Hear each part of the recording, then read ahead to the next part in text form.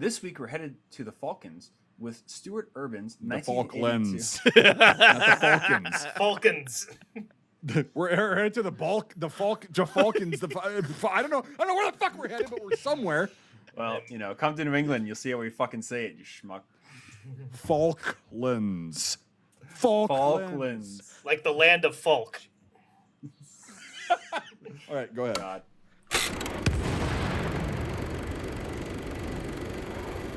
Hello, and welcome to Scuttlebutt, the War Movie Review Podcast.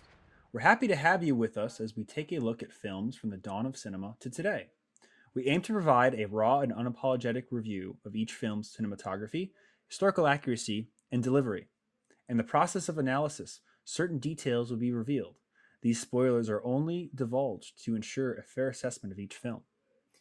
This week, we're headed to the Falklands with Stuart Urban's 1992 war film, An Ungentlemanly Act. As always, I'm joined by Mike A. Hello. Mike B. Hey.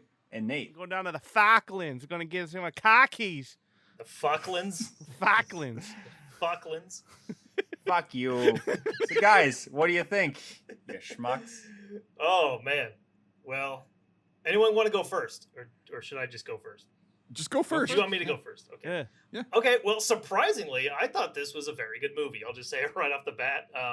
For a obscure, made-for-TV British film from a time,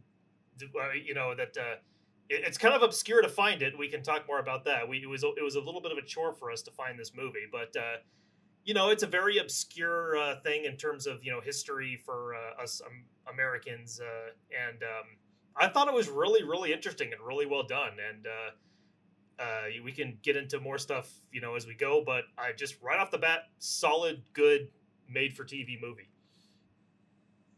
Shooter. Shooter. That guy was my favorite character in the Yeah. movie. What's his name? Bob Peck. Yeah, the hunter guy from Jurassic Park. He's my favorite character in it as the major.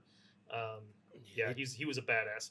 Yeah, they did a really good job on this movie, and it's really funny because a lot of my childhood is based on British TV shows of the same era, the same granular film quality. That that BBC looking type stuff. Yeah, late 80s, early 90s. Sharp's Rifles, Robin of Sherwood. Last of the Summer Wine. James Herriot, All Creatures Great and Small, all those things. Whereas what I grew up David with, Attenborough. Yeah, I grew up with them. Dude, Sharp's Rifles was so good. Sharp. Yep. The first two movies of Sharp's Rifles are the same quality of that kind of granular look. But yeah, reloading rifles by slamming them on the ground. Yeah. But yeah, I mean, Mike, I can't remember because I wanted to jump into that meme. Were you just passing the torch or? Yeah. That's just right coming out of the gate. Yeah, solid, good movie. Okay. Yeah, I mean, I was pleasantly surprised, as well as putting a bunch of viruses on my computer trying to watch this damn thing. It's like, whoops. Really? Well, it's a hard movie to find. Well, what was it, Yelp movies or You movies or some YesMovies.com. Yeah, or allegedly. Holy fuck. That's funny. Yeah. I didn't know that. bunch of Hey, look, the Trojans have arrived. Yeah, it felt like I was going on LimeWire to download music again, but pulling up, man sticks his head in a woman videos instead. It's like, yeah. Oh, God. Why did you bring that up? The jar video, yeah. Two girls, one cup. No. I know exactly. No, I know he is too. I'm just EBAM's World 2007. The man was bald, and there was lots of screaming. Anyway. Oh yeah, let's. Oh God. I love how Mike actually knew what I was talking about. Of course he does. Why wouldn't he? Anything to do with shit you talk to him about, he knows. Well, no, I was on the internet in the aughts. Yeah, really? Yeah. Oh yeah. But I wasn't deep on the internet. Yeah, Meatspin. Remember last episode, Meatspin? Yeah. Yeah, it's like I remember Kazaa for Christ's sake. So yeah. Like, I'm not a Napster. I was a little bit too late for Napster, but Kazaa was like, yeah, Fucking Kazaa. let's download as much illicit porn as we possibly can in the shortest amount of time with slow ass internet. Burn it to a CD and forget to delete the files and have your parents find out how much you've been downloading. Yep. Anyway, Those were I'm the sorry, that days. was a big sidetrack. No, What's you're this? fine. What's this file? Lewd nudes, honey. No, Oh no! I didn't change the names. That's well, I didn't change the names the first time I got caught. So. Log jamming. yeah. You put on Linkin Park on your 256 megabit MP3 player, and then the screaming bleeds through the headphones because you don't realize you actually downloaded that instead. So that was fun. God, are we I'll old? tell you a story when we're not recording anymore. But There like, you go. ask me about burning porn to CDs and having parents show it at a presentation and grabbing the wrong CD. That trope. Okay.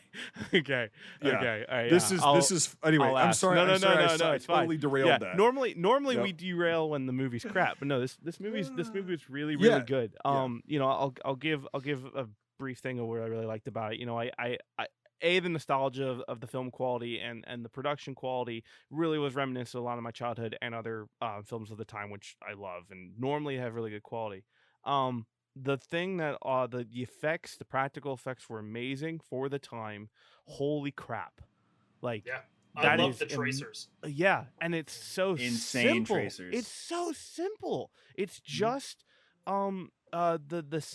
it's just painting over the film and they probably had really good reference footage and was able to really nail it down. They did it correct every time. You can tell That lob. yeah. That lob. Yeah, is you just- can oh. tell when what you like for the first bits. I thought it was real life footage at first, and then I realized it wasn't. It was the visual effects painted over the film. But they had really good reference photos because it was the same every time, and it wasn't a repeat. It was different every time. It was really well done. But anyway, you know I don't know much about this era. I'm sure that being a BBC quality is very biased, obviously, but you know, it was really, really, really well done, and I thoroughly enjoyed it so much. I watched it 4 times. Whoa. Wow. So I only yeah, watched it 2. yeah, I Okay. watched it 4 Yep. times because it felt very much like of the If things. this was golf, Nate, you'd lose. I know, right? Yeah, like you know, it reminded me of all my what I grew up in, the British production quality stuff, and of like the late 80s, early 90s, and it was really or late 70s or 80s and 90s, very very reminiscent of that, and I loved it. And but I can deep dive later. But I mean, like, yeah, it was awesome. It was really good. Yeah, I mean, I just couldn't agree more. It was a really strange find too, because we were like, oh, we should talk about some more Cold War subjects, and obviously the Falklands War is one to talk about. And there's Tumbledown, and there's a few others, but I just stumbled upon this on Wikipedia, and I saw one 3-minute clip. I couldn't even find the trailer, but it's the clip of the radio station, and I was hooked. I was like, I Yeah, have to of find them this getting movie. taken over. Yeah, Yeah. and I'm like, Argentines and grease guns? Okay, I like this a lot already. See, that's funny because you said super grease legit. guns, and I didn't see grease guns, but didn't but I either. wasn't Yeah. looking for them. I was always saw- seeing Yeah. the Sterlings. I and saw everything else. Sterlings, yeah. And Yep. Oh yeah. So the kits are great. Fucking silent Sterlings. Are you kidding me? Holy shit! Yeah. They had to have done it in the UK because the Falklands looks just like Scotland or like the Herbies. It probably or the was a New Herbies. Scottish know? island that they were working Yeah. on. Yeah. You know, Do the they get Port Falklands not Stanley. look like Scotland? Well, that's what I mean. It's a fucking rock. At the same time, in the though, other dude. end of At the the world. same time, there were emperor penguins all over the no, place, I have the Wikipedia page here pulled up. which filmed made all- me laugh hysterically. By the way, Right. that I panic got shot the- of that penguin. I got the Wikipedia page pulled up. They actually filmed it on the Falkland Islands. Oh, Really? Oh wow. Well, to still push my point though, in the Commonwealth of the UK, so they still were able to rely on the really good uniform sources and stuff. Because silent Sterlings, that's hard shit to get in multiples. I really like the kits. It was very very well done, and we'll get into the nitty gritty in a bit, but just fucking. It was a good movie until the shooting started, and then it was like, wow, holy shit. Yeah. It's just, it really just doubled down, and I'm so glad we found it. Mike B, let's hand it off to you because I want to get in the nitty gritty. I'm excited, actually. yeah, sure. Yeah, I also thought it was one of those that surprises the shit out of you. Like, Brian showed me, he's like, what about this? And he sent me that clip, and I'm like, oh, fuck yes. This is, I mean, like you guys said it, the way it was shot and everything. And what you said, Native, like you think it's biased. I disagree because I think that this showed the Argentines aren't just savages that were invading an island and whatever. And it also showed that the British weren't giving up. They put up a fight, but they knew they were fucking toast. Yeah. Right? And this is, and also we should point out, this is the very beginning of this conflict. Yeah, it doesn't even It show. didn't last that long. Yeah, it didn't even Right. show the rest of it. It just cut to the end of it at the end. Well, there was a synopsis of what happened Right. afterwards. Very vague though, but like anyway, yeah, but it's like this shows the beginning of how that went down April 2nd, 1982. And it's like, yeah, they got intelligence, they got it late, blah, blah, blah. But like the acting from everybody was really good because they showed a bunch of different characters and stuff. But the Argentine, they say Argentine because they're British. I say Argentine because I'm a filthy, dirty, Colonialist. traitorous colonialist. Yeah. Head full of cheese. Yeah, head full of cheese. You got that right. Actually, I had cheese today. It was amazing. Wow. But anyway, so no, but I think that both parties, because like from what I've gathered, this is one of these subjects that like I weirdly got into a couple years ago, the Falklands. Like most Americans don't even know if this even happened, but I got into it and I was watching documentaries. I was watching a couple films. I can't remember which ones they were. They weren't very good. The documentary was really good, and it shows what happened after this incident when they called for help. And Margaret Thatcher was like, "Okay, well we got to send a bunch of forces down there." But this is what kicked it off, and it was so convoluted. But they showed how much confusion there was between the governor of the Falklands and the British Parliament and the prime minister at that point. And it's like, it was really good. And then the Argentines come in and they're not these ruthless baby killing savages. The guy specifically said on the ship the night of, or the morning of, whenever the fuck it was, hey, if anybody uses excess force against any one of the enemy or civilians or anything, you're going to pay for it. We're not doing that. We're going to show them how professional we are. And they were very professional. Like they came in, they used force, because it's, I mean, as stupid as war is, it's a war. And both sides were able to kind of talk it through. And so that's why when you say it's biased, I disagree with that, because I think that both sides were shown how it was. And that at the beginning, they also said that this is as much as we can. They didn't say this is based on facts and whatever. They're like, this film, as much as it could be, was based on firsthand accounts because of how this ended up, where everybody who survived it on the British side was able to pretty much, like not the civilians, but like the military and the press, were able to go back because the Argentines allowed them to go back.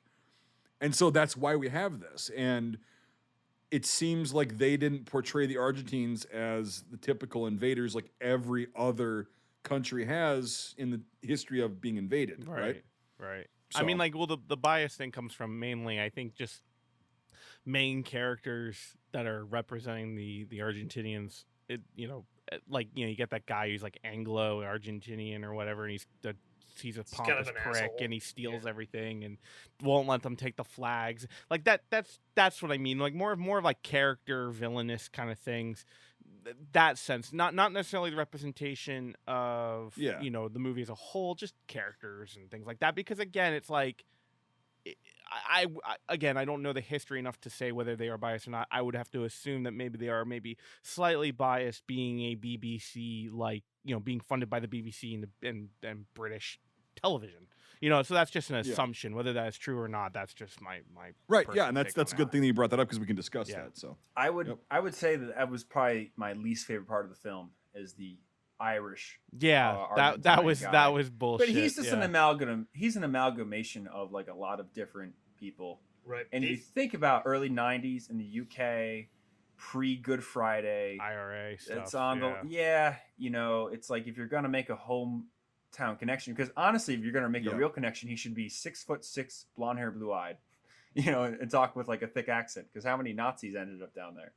Yep. So I had a friend that was working in Argentina, and he went through like the TSA checkpoint, and the guy that was doing it was literally that 6'6", blonde hair, blue eyed, and like last name was like Hellman, and it was like, let me check your passport in perfect Spanish.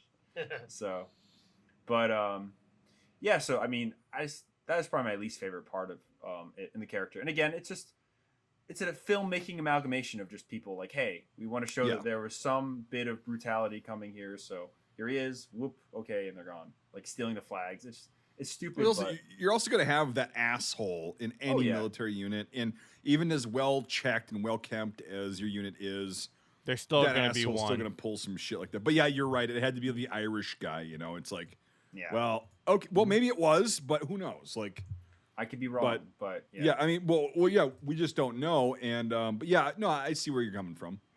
Yeah, I mean, like, I mean, it's very, Nice. keeping that Fix in. that up. Yeah. That was fucked. If I wouldn't have done that, it would have been a verp. I felt the shit coming up, so I had to just let it go and then turn my head. I'm sorry. No, yeah. you're Let fine. it go. Anyway, You're good. Make sure that wave thing is still going. by Look, the dude. way. Next time, it's going, next Brian. Looks like time, an we're earthquake. good. yeah, We're good. yeah. We're good. Next time, I want you to kick back in the chair and projectile vomit to the side. That way, I can get it captured on the mic going left to right in a panoramic view. Like that's what I want. The splashing. Yeah. Well, I mean, Brian saw me do a shit tornado, a shit roundhouse. That was down at, amazing. Yeah, Sam is still amazing. traumatized and Yeah. impressed by it. Like, I am still traumatized and impressed by it. You know, yeah, it was you amazing. had two but- victims in that room. The fart yeah, well, roundhouse you don't or count. whatever. Last thing Oh, I'll I do. literally did a roundhouse. And it didn't stop until I made a complete 360 and then some. To see that much mass do that, it was a feat. I don't know what type of feat. I still haven't had time to process it fully. Like, I don't but think Sam has either. I've had a lot of time to process a lot of the emotions I've had on that set in that film, but that's not one of them.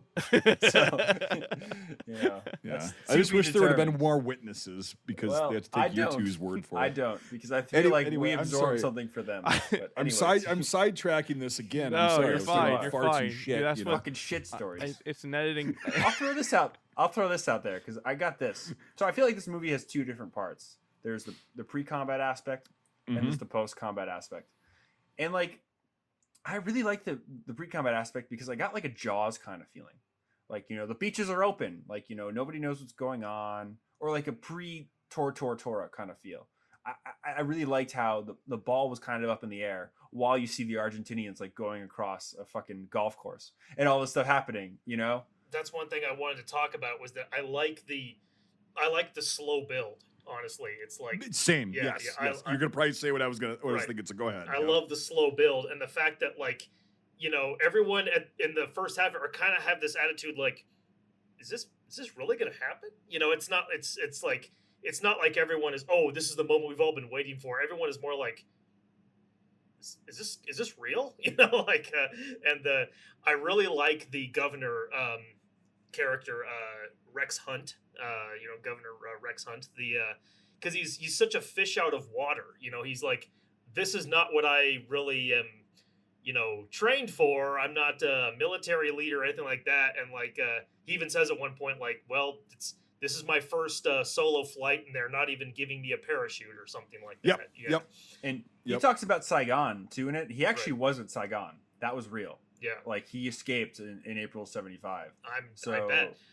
But that was what I really liked about that character was that he was such a fish out of water. He was not like, oh, this is the moment of my career. This is what I've been waiting for. Right. Yeah. Right. He's like, oh, okay, well, this came out of nowhere. Now I got to deal with this shit. And but also at the same time, like he does not. He does his job, you know, and he does not, you know, just I mean, he does eventually surrender. But you know, it's like he didn't want to, and it was at the very end. It was not like a cowardice surrender. I like with the major even said at one point when the guy's like, "We should have kept fighting." He's like, "We did all we could. It wasn't enough. You know, like we did our best. It wasn't enough." Exactly. Yeah. And, Yep. Exactly. I love that aspect of it. It was very British. But it's realistic because like Yeah. going off what Mike just said, like that build I liked because the build was a lot slower than you would think, but you're still on edge. You're like, when the fuck is it actually going to happen? Like, they're doing all this preparation. They seem like they're in position, but like, when are they actually going to do this day or whatever? And if you know the history, you know that they did. But like, you're like, is it? And so what I think it does is communicates the kind of feeling that these people on the islands had at this time, because like, okay, we're sitting here, and then in that kind of situation, minutes feel like hours and days, and you're just like, well, when is it coming? When is it coming? When is it coming? When is it coming? Jesus Christ, like, and then at one point you're just like, just let it fucking happen already, so we can go from there. And that's what you said, Brian, is once the shooting starts, it seems like almost the people of the Falklands, like the British people, are relieved, because they're like, okay, now it's happening. All right, let's fucking deal with it now on this level, because we're past the last one, and we're done worrying about it. It's here, it's happening, shit's blowing up, shots are being fired. But it was because usually in a film it's like a really fast build, and it's like, oh, they're gonna invade, and it's like, no, they're just and they're showing every perspective too of like 25 Japanese admirals go into a room and they talk about attacking something, and then 5 minutes later, they attack. Yeah. Usually it's like 1, 2, 3. Yeah, but this was so slow. But it also, here's the thing too. So this film's like 2 hours long. It's very entertaining, and it keeps your attention. I thought, at least, like, I have like pretty decent ADHD, right? Like, I never once looked at my phone on this movie. No, me neither. No, you don't, because it's like you're constantly like, even though it's slow, it's still it's very subtle. Jesus and it keeps Christ, you going. The word, it pulls you in. What the hell's the word I'm looking for? It's very captivating. It's like, because you're relating to all these different people, and it never misses a beat. It's like, okay, when this person's lines start getting stale, they move to the next person who's like, I'm in a house sitting here with no weapons. I don't know what the fuck's gonna happen, so I'm just gonna drink, or we're gonna eat food, or we're gonna play games, or whatever. And the Royal Marines, like, when is this gonna kick off? Like, what are we doing? And then the governor's mansion, like, it shifts from all those different points during the buildup, which usually in the buildup you get like this side and this side, and it comes together like this. You know what I mean? It's fucking predictable. It's boring, but like this one, you're like, well, and even it caught me off guard too when they blew up that first building. I'm like, oh shit, the barracks. It literally cooked off because it just and it's like they hit it immediately, and it's like, oh shit, I wasn't expecting it to happen right there. And then the tracers. Those tracers immediately and really well, just like the. I love that. And then the lob. and timing it with the practical was so well done. And it's just like, all the wall explodes, like that kind of thing. And that did really, really, really well. And, it's going to be a really fun, I think, IMFDB session for that, because, we're going to be going through and probably noticing things we didn't missed and stuff like that. There is for this one, right? Because there wasn't one for the last movie check. we did. I haven't checked, so. But even in my notes, like when I was watching it, I wrote tracers. Wow. Exclamation, like, holy shit. That tracer effect beats the hell out of Fury's tracer effects. Which I will argue is one of the better ones out there. They do a really good job in Fury with the tracers. But this one blows it out of the water. Even though that's a high watermark as far as other films. Like even though Fury looks like a stormtrooper battle, they do nail it down better than most movies. But this movie blows that clean out. Well, also Fury is what, 2014. What year was that made? 2014. 14. Well, so this is really quick, Mike, and then I'm sorry. Just touching on the tracers themselves, the only thing they could have done a little bit better in this film is the bouncing, but they actually got that about half of the time. They'd get like the bouncing, because when tracers hit, they bounce, and usually they burn out before you can see them bounce. Fury got that, but again, that was 2014. Yeah, well, so that was sorry, Mike, go ahead. My point with Fury is that the tracers are too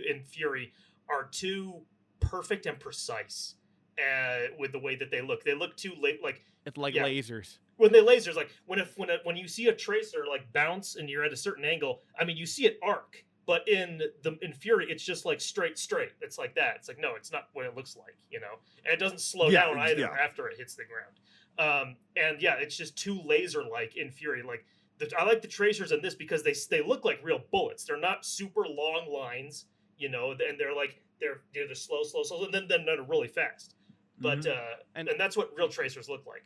And I think it also just, and again, They look like they're being thrown. Well, right, yeah, you can tell. and that's the thing is I think they use that effect when it needs it the most, and in the right circumstances, at the right time of day, at the right distance length to make it the most like whoa moment because Well, right, because here's the thing: is you never see where they're coming from either. right, and this is 19. Brian, help me out. What year is this? 1992. 92. So the technology we're probably in digital at this point, but probably not crazy amounts of digital, and especially BBC at that time probably isn't doing that. They're probably still doing over film effects. And the thing is that you notice they only really use the tracers obviously at night, but also obviously from longer distance. You didn't really see the tracers from close up because there was no instances of the tracers close up, because the only thing it would have, I guess the tracers would be what, LMGs? What's the range too as well for a tracer? Just to nail that down. For that would mostly be a activate? 7.62 by 51, right? Mhm. And they usually start burning out at about 800 to 900 yards. In my experience, that's not a fact. It's just they start to burn out. You get about 50% of them burned out at 800 yards, and then some of them make it to 1,000. But it also depends if they hit shit. But like just straight shooting. Now, a 50 caliber like an M2, that tracer is going to last for like 1,500 to 2,000 yards because it's obviously got more mass, more propellant to burn, more phosphorus to burn. But a 7.6251, which is what they would have probably been rolling with, 800 to 900 yards. Now, 800 to 900 yards is a decent distance. It's not. I mean, that's for people that are listening. It's 8.5 to 9 football fields. It's pretty far away. And then, but also, what I liked about the tracers is like they were coming from far away and they were moving very slow, and they got slower as they were going to the target. Yes, even a 7.6251 is going to be slowing down significantly at that distance. You're just going to be losing velocity. Now, the arc wasn't totally accurate because they made him just go in straight. They would have been going more of like a downward motion at that point, but they still looked real. Like they looked, because there was a small trail. It wasn't like a fucking 10-foot long laser beam. It was like, no, it's just a small bit of red that you can see. And especially at night, they're a lot brighter. And that's why I think they didn't do it during the day, because in the day, you really don't see tracers. Like, to be honest with you, Very hard. you really don't see them. You can, if you're the gunner, you can kind of see 1 out of 3 or 4 tracers in the daytime. Just kind of go, okay, well, it just is like fire. It doesn't look red or whatever, but like you're not using tracers to show where your fire is going during the day per se. Yeah. Always. I know in the jungle that you can use them during the day because obviously of it's canopy dark and shadow. Yeah. Because you used to like point out targets in Nam. This is a screenshot from Fury, and this is what I don't like about the tracer effects. Oh, it's a laser beam. Yeah, it's a laser fucking beam. way. Yeah, it's like no, it's not how it would look. No, not at all. The digital effects on them are way too precise. The thing what really makes effects work is when you capture the imperfections in the things that happen in them, not the perfective, idealistic image that you would want to see. Right. Yep. Yeah. So like, I hate that shit. And here's the thing. So let's just really quickly on this picture, because we'll compare it to the tracers in this film. A real tracer, even if you had a very high framed camera, that tracer hits something, it's not going to go on a direct path up like that. Right. Most of the time. Most of the time, what they do is when they hit something, they'll start spinning, and they'll just go upwards, and they'll spin, and they'll fall down. Yeah, that's what the again, that's my experience. It's not a fact, but like this can happen, but it won't look like this, even in a high-speed camera, because the tracer's only got so much phosphorus that it's burning, and it's a very small amount, especially in like this would be like a 30 cal, 50 cal tops, right? And it's got a small amount of phosphorus that it's burning to get that effect of like that's where you're shooting at. Okay, you're on target, blah blah blah. There's no way, like the amount of phosphorus in there, if it burned in this amount of distance, would still not even make that much fucking. And to kind of paint light. A picture here for obviously. We're the only ones you can see it. It's literally from two lightsabers coming out of a skull. It's It's literally from the muzzle of the gun on top of the tank. That's probably 100 yards away, past the target, bouncing at a right angle past the camera, and it's red from the point of the muzzle all the way to the right it's a point laser of the screen. beam. It's literally Yeah, it's a really laser like beam. someone held up a mirror and deflected it.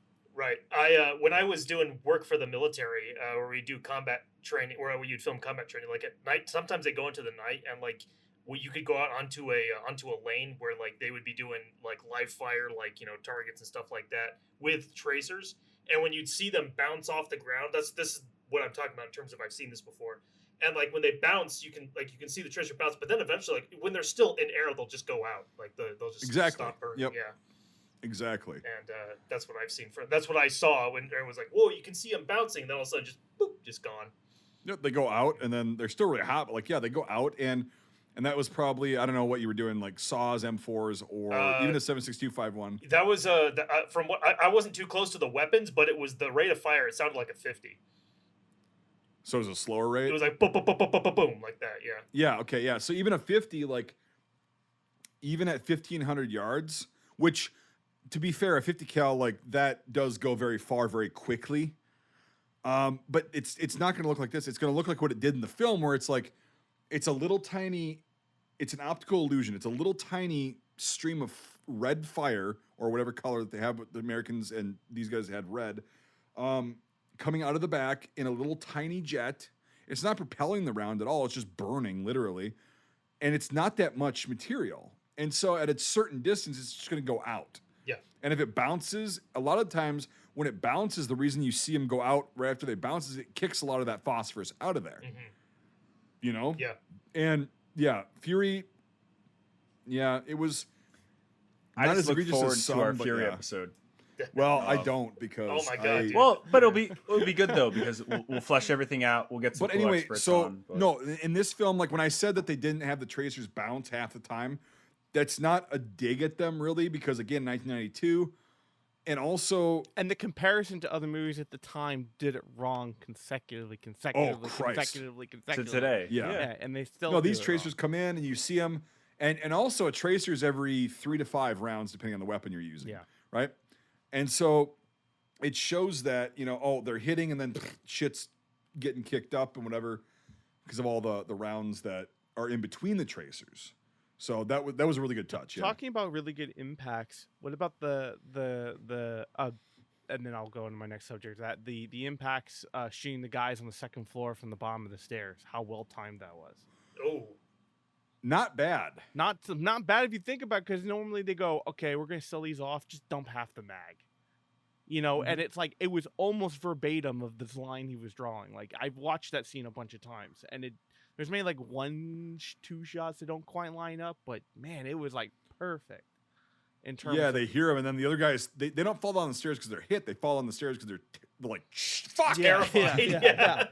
They get caught off guard. fucking And they're crazy like, fuck. Brit just put 30 rounds up your ass. Yeah. Yeah. But the impacts into the ceiling and the wall, like that was all really well timed. It was not bad. And like whoever was in charge of their pyro and their timing was really good, and obviously had a lot of references in life to take from, because you see it when it does wrong and you can tell what it does wrong. One thing I've learned in animation and been doing animation and even 3D modeling and etc., it's like your eye, maybe less with bullet impacts for most people, but like if I were to say, like, if you see something day by day or at least a bunch of times, when it's wrong.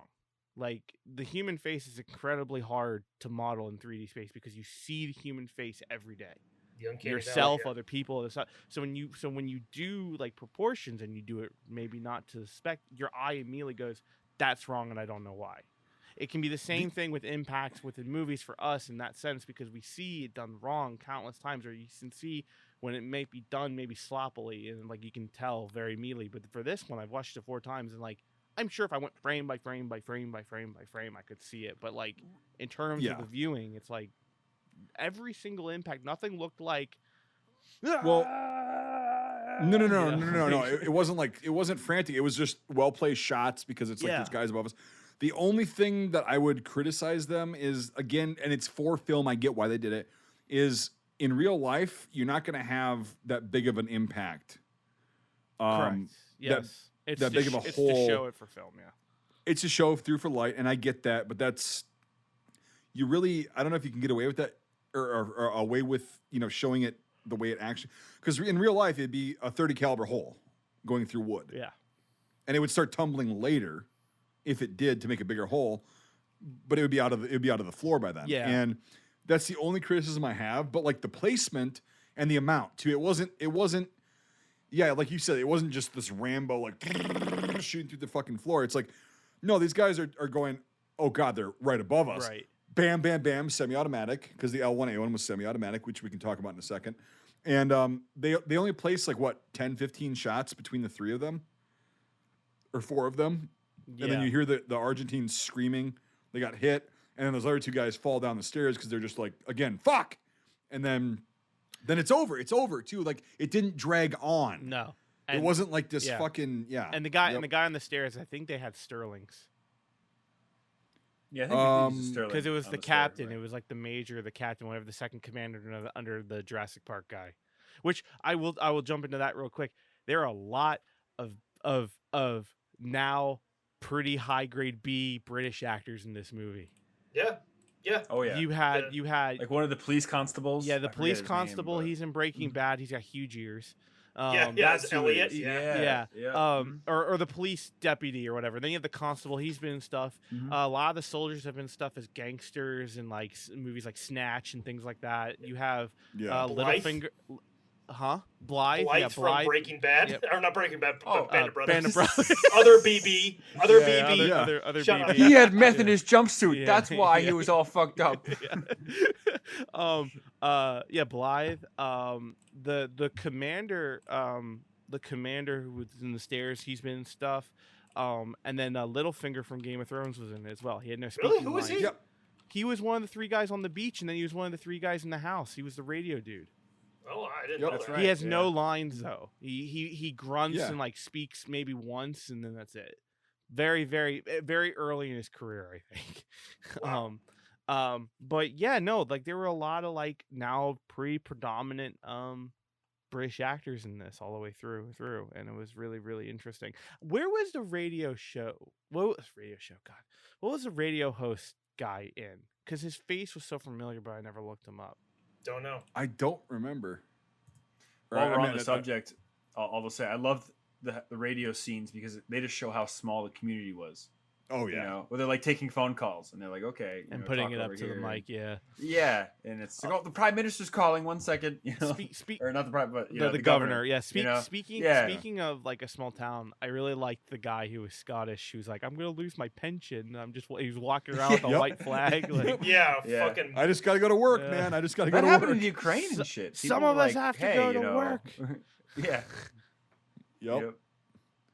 Yeah, that was a good touch. There was a lot of really good touches, and the one that I it's kind of a weird thing. It kind of goes on firearms is like when they hand the governor high power, Yeah. right, which is the standard British arm for, unless they recently replaced it. And Love high currently- powers. And he goes, well, I haven't shot a gun since I shot a 1911, a Colt 45, I think he says. Yeah, that's what he calls it. And he's like, and then he's like flagging the guy constantly. And he knows that he's like, I'm not a guy that deals with guns. Like, and then he grabs it and he's like, he's thinking about it. He's like, well, when they come in, do I shoot the guys or do I resolve this diplomatically? And it's like, yeah, I mean, again, like I said at the beginning, like that's not his forte. Like he's not a military leader or a negotiator, but the Argentines were respectful enough to like negotiate with him. And his surrender is actually very like, okay, you guys bested us this time. I like the Like- whole sequence when he talks about the shooting because like you hear that he's an old school statesman because he's like in the Northwest frontier into a sandbag, you know, and it's like because if you know a bit about Northwest frontier, that was fucking, you know, diplomats died all the time, so it was Yeah. like having firearms training was very important back then when the empire was starting to collapse. So it was just it just shows he's an old statesman, and Yeah, he's a really good guy at communicating. Yeah. And I also like the fact that he's like, oh yeah, you know, I used to fly a Spitfire, and the guy is like, oh, so you're one of the few, and he goes, no, I missed the war by a whisker. Yep. yeah in and- Burma in '46. Yeah, Right. And it's like, yeah, so he didn't sit there and be like, yeah, I flew in the war. He's just like, nah, I wasn't in the war, but close, but I still flew Spitfires. That guy with the double chin who was like his second in command. Yeah. I hate to refer to him as a guy with the Loading double magazines chin. backwards. Yeah. He was so cool. Yeah. Yeah, but he's familiar too. Like, who the fuck He is was that? in Valkyrie. He was in. Yes! He was in. Oh, that's right. He was in that, but he was also in what's it called? The Fuhrer is not dead. Yeah, The he was in Fuhrer Ace is not Ventura dead. when Nature Calls. Yeah. Oh, he was. Okay. He was in Ace Ventura when Nature Calls. Yeah, Oh. that's where I know him from. Yeah. Yeah, he's boy. very familiar. Like his face. He's been and he's been in a lot of stuff over the years. Yeah. Dude, the acting in this film, I think, was Phenomenal. amazingly phenomenal. Like, for a BBC produced TV film, the acting was, I mean, everybody just, it wasn't over. Like, okay, and so Mavis, the governor's wife, right? Yeah, She goes, okay, something's going on. She gets the alert, like, but nobody's telling her anything. And it's like, it sucks to be in that position because you're like, what the fuck? I know something's about to happen and going on, but I don't know. And then, it takes him forever to like tell her what's going on. And then she's not like panicking, but she's not doing well. And it's visible. And it's like, yeah, not everybody is going to be doing great under a situation like that. Like, not everybody is going to be just, oh, okay, we'll fight until whatever. No, she's like really concerned about everybody. yeah. And Because of the she's like, trauma from Saigon or whatever. well, no, not even that. Like, that's just Well, maybe the way. 30 That's why years he married sent to a her diplomat. away. Right. Well, that's yeah. Well, but here's the thing: is like you're married to a diplomat, but like it only gets bad every couple years, I guess. Like because he said like never in my X amount of years that I've been doing this have I faced a situation like this, and it's the worst situation because like when Saigon was happening, he said he sent her to Hong Kong, right, preemptively to avoid this because whatever, and she's somebody that gets really fucking antsy under stress. And that's fine because that's completely normal, you know? And I'm glad she played it very well. She's like, she's drinking, but she's not drinking enough to like get her fucked up, whenever she's just like trying to take the edge off, but she's still like, oh God. And then the shooting starts and then she's just kind of passed out for a bit and then wakes up. And it's like, that was a really good job too. Like she's supportive of her husband and she wants to protect her kid, but she's not okay, and that's fine to not be okay in this scenario, right? You don't know what's going to happen. The Argentines could have just come ashore, guns a-blazing, and fucking slaughtered everybody. Yep. And they didn't know what was going to happen. Like they could have just done that because they had the numbers, they had the technology and all that shit. They could have just slaughtered everybody. Yeah. But they knew that would be a diplomatic nightmare. So they didn't know at the time. Yeah, So. I like that character a lot too. And a character that could have easily been really annoying, she was not annoying at all. Correct. She was realistic in my no opinion. annoying characters. I think the only annoying character could possibly be the Irish Argentinian, but like that's such a low. Right, but I thing. could see like the Mavis character being like such an annoying, like bogged down character. You but she work wasn't. too much. Do you want me to make you a sandwich? Right, I'm but- in Midway and I'm cloned 4 times. Right, but instead, yeah, it wasn't that. Like I totally got why she felt that way.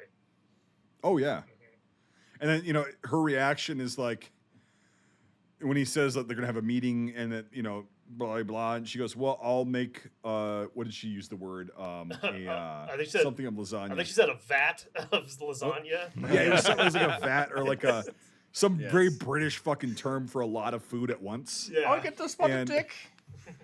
Yep. Yeah, exactly. And but she made lasagna and she's serving the people, and it's like that's, and it also showed like the small town vibe, and it's like that was really cool to see too, like all these people coming together, and also it was really good when the military guys were telling all these guys that like grab their shotguns and shit. They're like, get the fuck out of here, like Right.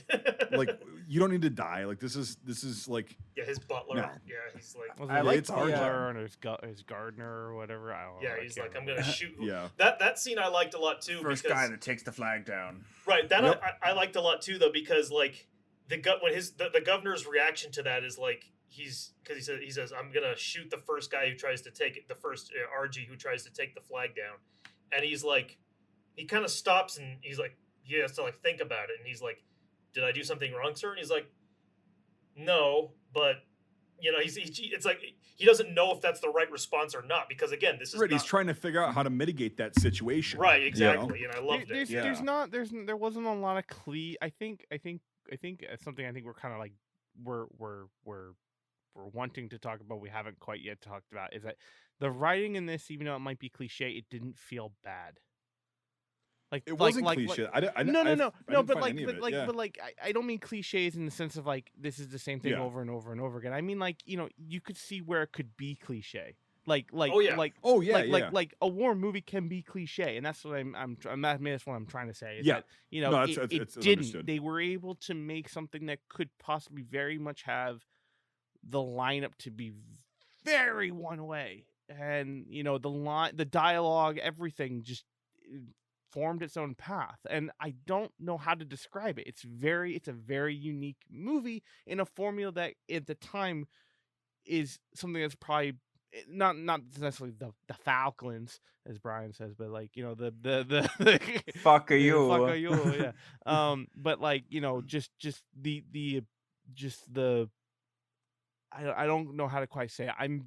I was very much expecting, okay, here we go, to being super puzzling surprised, and I don't know why.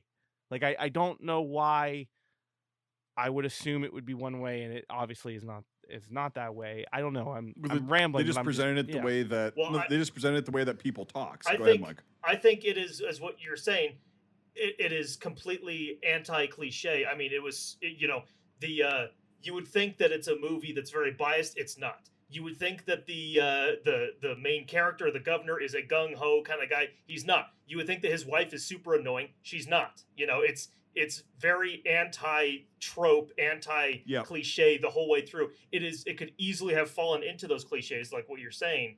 Yeah. And surprisingly, it doesn't, because it seems like it so easily could have, because so many movies do. Thank you. Yeah, those are the words I was looking for. And I'd say too, on top of all these factors that went into the film, it's got amazing cinematography. There are so many things they do subtly to push the story along that just are great, and how they tackle big subjects that in other films like would be awkward or annoying sequences. Like one of the things I really like is before everything starts to happen and the reporters show up and they're in the hotel and they turn the radio on, and there's like, you know, the radio from Argentina, and they have like the Latino music and stuff. Yeah. And the old like bartender turns it off, like, we'd listen to that here. And one of the guys says, like, it's kind of hard to, you know, forget about a whole continent. And it's just like, that was a really good way just to be like, well, I get that you're in your ways, but we're not off the coast of Europe. So I just love that, like, you know, they really try to deal with culture in a good way, not us versus them or anything. It only got to us versus them like when they were like, we're about to be attacked, and the one guy was like, just look up the Spic names, you know, or like look up the Latino names and everything, you know.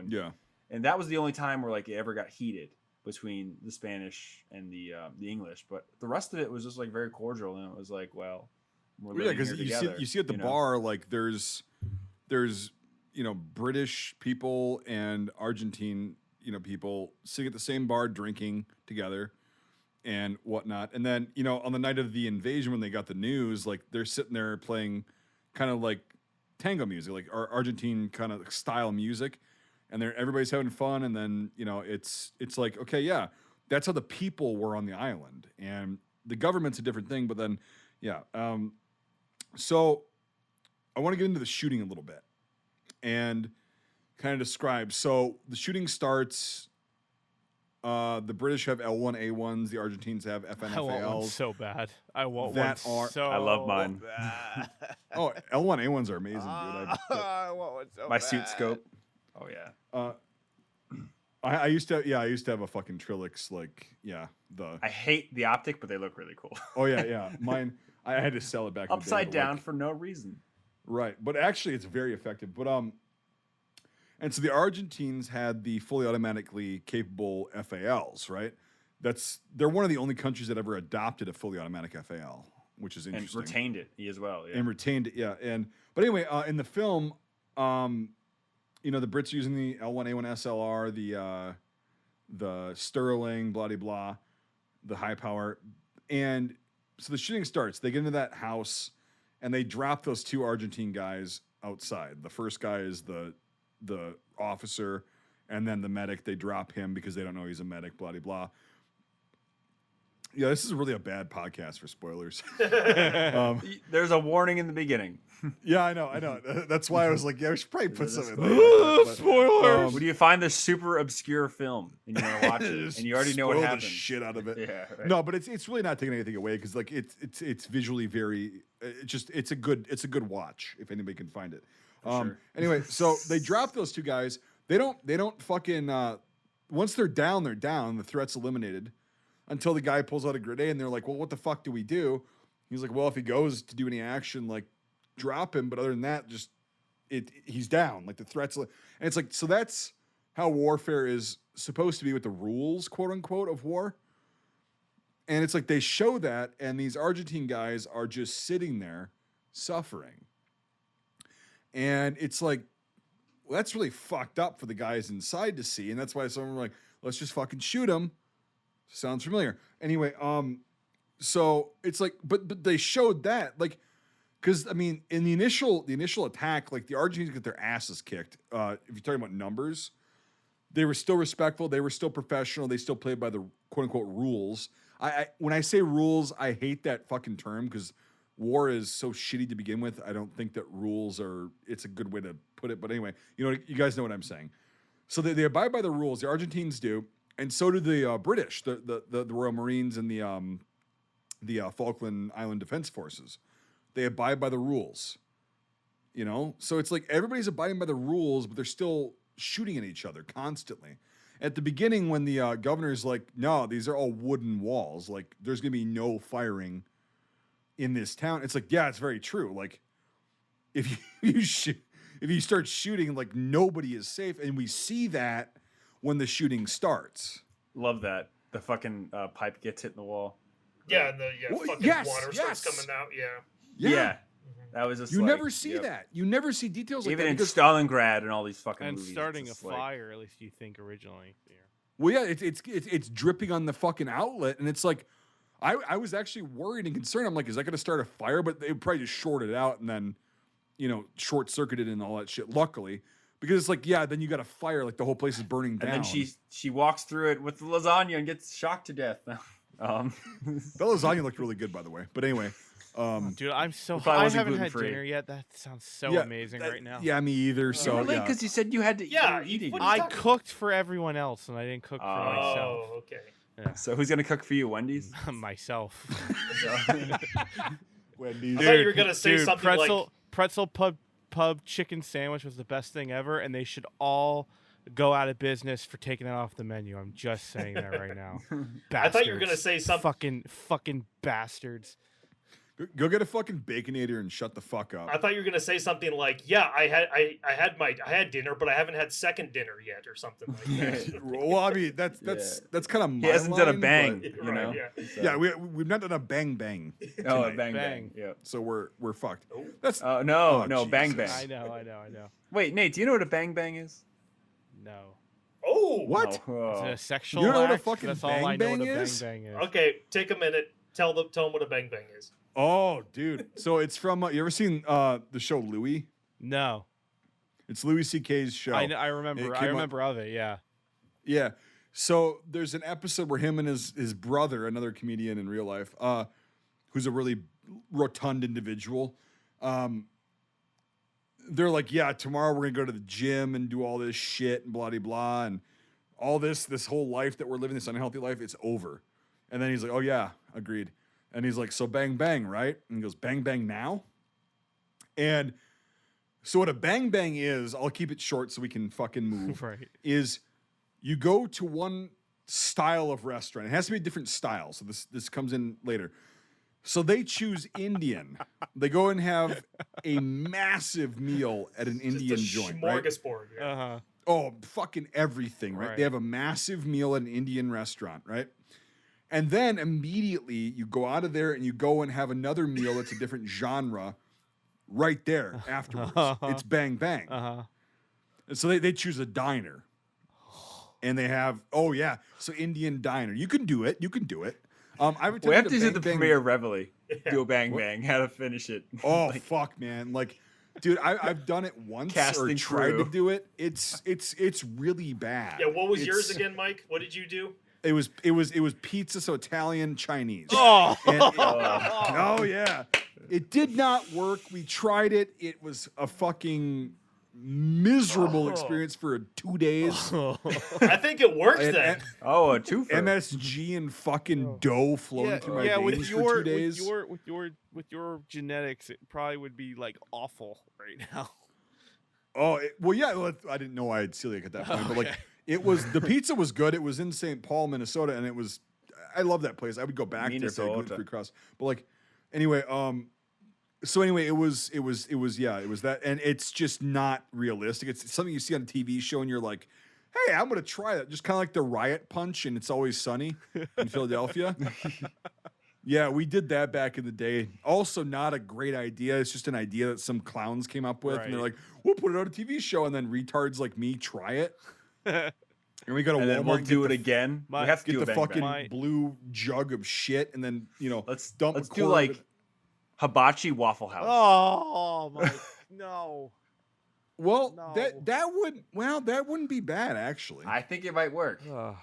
That would work. Yeah. Well, and then, one of At the 2 things, a.m. like, in Charleston, South Carolina. what he says in fucking in Louis, he's like barbecue IHOP. He's like, oh god, his, God. his Yeah. reaction to that. No. yeah, you're done. Like you're fucked at that point. That's comatose for several days. Barbecue. You're done. IHOP. But anyway, God, again, we went off on a fucking tangent about food. German And- Mexican. No, we can't do that. German And, food is and so filling. fajitas and like I know. Oh yeah, it's so German food is so fucking filling. Thai. We'll figure it out. Oh, Oh God. no. I just went to a That's Thai already a restaurant bad the other choice. night. No, it's just, dude, I would I've been do to Thai Pan Thai a IHOP. few times Yeah. and fucking I would do just, Thai like, become a IHOP. flamethrower. GF. What do you think about that? But, what'd you Thai say, hop. Mike? A Thai. Thai A IHOP. Oh, hop. God. Thai hop. Thai Yeah, hop. Thai hop. Holy shit. Thai hop. We may have discovered something here that hasn't been done before. Okay, special episode number 50. This is gonna go on. Doing film Thai during hop. film during a Thai hop. Yeah. You just hear us We'll fly to vomiting the middle- profusely. Yeah. The middle point between all of us and go to a Thai Like hop. we have at the end of it, we're doing like the Chewbacca pukes. We're like, Oh. I just imagine. Here we like, are in West Virginia doing the Thai hop. I just imagine the whole restaurant would smell like diarrhea. I mean, it's just yeah. Which one? It would- Which one? the Thai hop. it wouldn't be good. It's It one wouldn't be restaurant, good. right? Well, no, It's it's like- two. You have to go to two separate joints. Oh, okay. Yes. I You thought, have Thai. I and thought you then meant like how IHOP. It's Chevron Thai and hop. McDonald's would do their thing together. I thought you Oh, meant it would fuck be like no. that. No, Mike. It's like a so here's the Baskin problem. Robbin. Is in between those two, that trip to the next restaurant, you have that time Okay. for it to settle. Okay. That's the big fucking problem. Okay. So Right? Before That's, you go that's and get the your, issue. It's okay. And your so- tall stack of pancakes. Yeah, barbecue IHOP, that would be bad. Thai hop, though, I think if you played your cards right and had it, but you have to have an entire meal. You can't just like pussyfoot around and get some No. appetizers and like maybe a light meal. You No, have like to a eat lumberjack full- special. You know, a like- full fucking meal and then an entire full fucking meal at IHOP. There's no fucking I just around. had Thai, a- Thai, doing- Thai spicy, and then going straight to an IHOP. Right, I just Oh, had yeah. fucking a full like Thai meal and then chased it down with pancakes. Yeah. Like, oh, God. We're doing Thai hop. syrup, Yeah. Post hash Reveille browns, premiere. sausage. Thai hop. Right. Yeah. fucking bacon. And if yeah. it's in LA, you fucking know the traffic's gonna suck. It's gonna be Mike- 14 hours before we get IHOP. Mike, You know?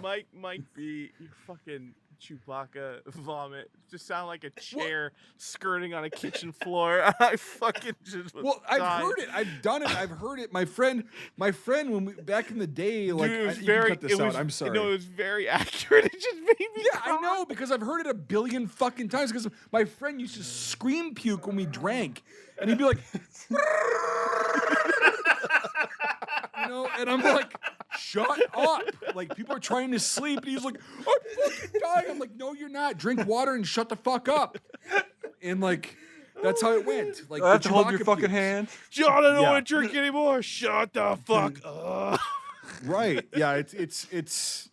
Anyway, my bad for giving us totally Thai what the hop. fuck were we That's talking what I about? got out of this. Okay. We were talking Coming- about the shooting The bloody blah, blah, blah, blah, blah. I don't Bang, even bang. remember. Okay, I'll take it on a tangent from this. I don't Okay. even And remember. to touch on something that Michael said earlier, yeah, the Major fucking knew everything from the beginning. He was totally realistic.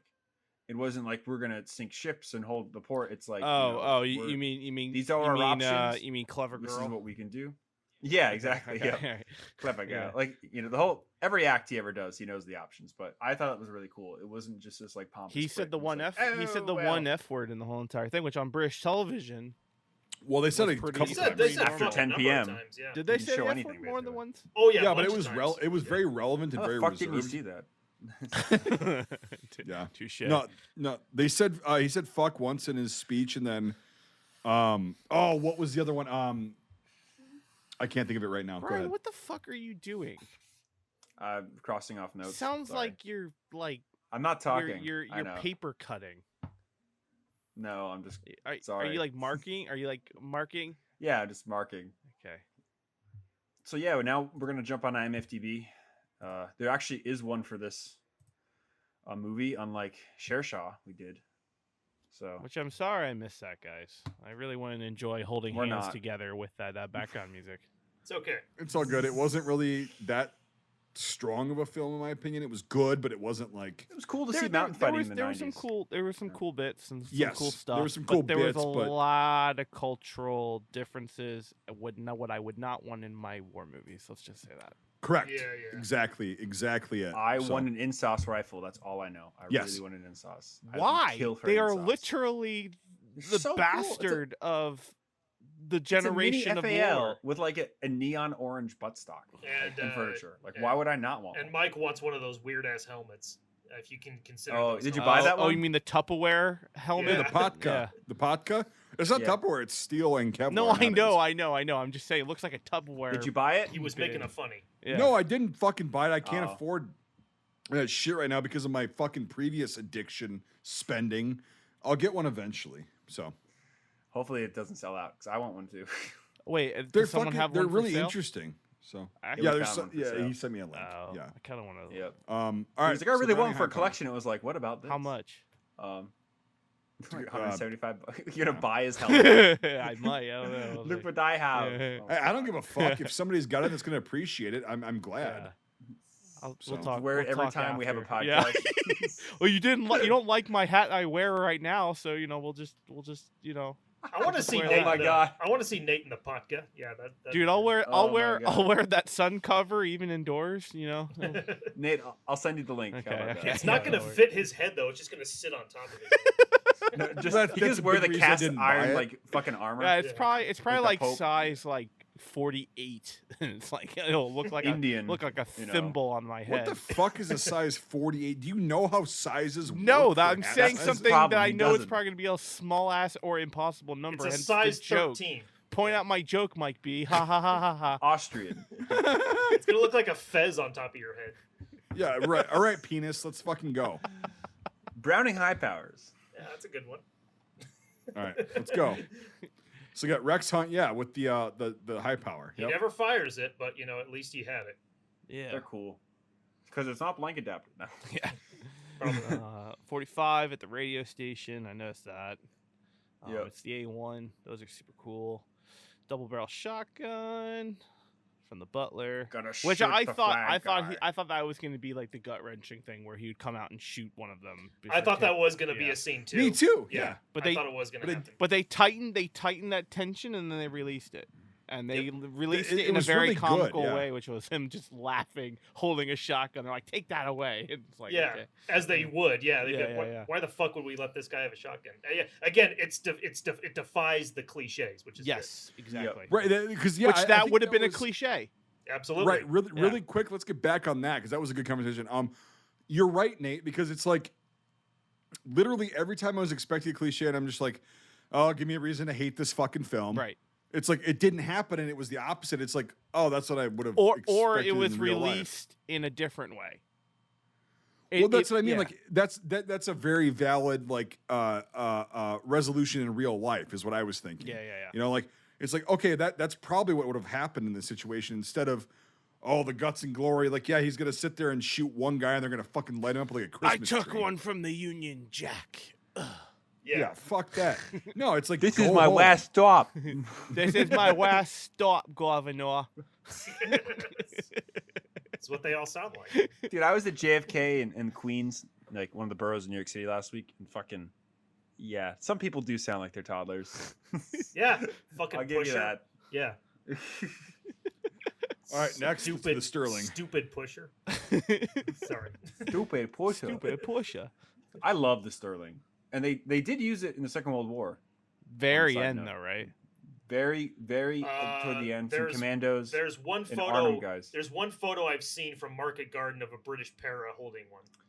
Yeah, it was called the Patchet, and it was they threw them into the Rhine at the end of the operation because they want the Germans to get them. But they're really cool, and it was Why? They're a fucking modified Sten. I was just about to say that they're the best version of the Sten. They're better than the F1 though. That fucking Australian, piece of shit. Talk about the Owens. We'll talk about. No, the F1, which is it's a Sterling, but the mag goes at the top. Yeah, it's the Owen submachine gun. No, the it's F1. actually- The F1 is a Sterling with the mag goes at the top. It's Australian. The Owen's great. I thought it was Okay, the yeah, same well, thing. Yeah, we'll talk No, about that. A We'll Sterling talk about and that. an F1 are Oh, different. okay. Yeah. Yeah. Yeah. So but here's anyway, that scene you were Sterling's talking great. about, Nate. Yeah. Here's So that the, scene, it yeah, looks so- like yeah, you got two L1A ones with when I see bayonets on just a barrel with no support, I'm just thinking it's the Johnson all over again. It's gonna bend. Okay, so that is actually inaccurate. The L1A1 bayonets would have been Parkerized at that point. They would have been subdued. Okay. They're not shiny. Okay. So But I know why they did that because it's a film. Right. You have to show that there's bayonets on there. It's cool blah, to blah, see a blah. full those are battle probably rifle with a bayonet on it. flexible bayonets too, to be really honest. Oh yeah, they're probably rubber. Yeah, they're props. But in real life, yeah, the L1A1, all models of them were Parkerized and subdued. So and they also those are not L1A1 bayonets. Those are some weird. Yeah, I was prop gonna say shit because they I don't threw on yeah I there. don't remember them ever looking like that. But I Yeah, hate the aesthetic look of a bayonet on a rifle where it's just the barrel and there's nothing underneath to support it. Like the M1 Garand's a perfect example of it doesn't look like a stick with a knife, which is what Yeah, I yeah. always. Well, but that's a Cold War battle rifle though. I know. It just looks like it's gonna break. I love it. It's gonna look like it's gonna break. Dude, is Well, what the I'm saying. the Johnson was with the M1 Garand outpicked outbeat the Johnson on a couple little things, but primarily it was the barrel end could block? not take the blunt force, the stabbing force with a bayonet on it. It would always bend, or it would have little stuff would happen to it, or things like They that. were also using 18-inch Look. bayonets at that point. They were well, using that's true. 9.5 Yeah, that is bayonets. true. Yeah, that's right. That's Yep. right. That's right. So the L1A1 is I think 8 inches or 6 inches because I have one. I have a bayonet and it's an Australian one, which is weird. But they were. Never mind. I'm not going to get into that whole rant in the history of the fucking L1A1 with a bayonet bayonet. on it is like a fucking spear. It's like 2,000 feet long. Yeah, That's all I have yeah, to say about it. It's yeah. hysterical. yeah. It's like Yep. you feel like you could throw it. Yeah, so this is what I'm talking about. So go up to that picture. Yeah.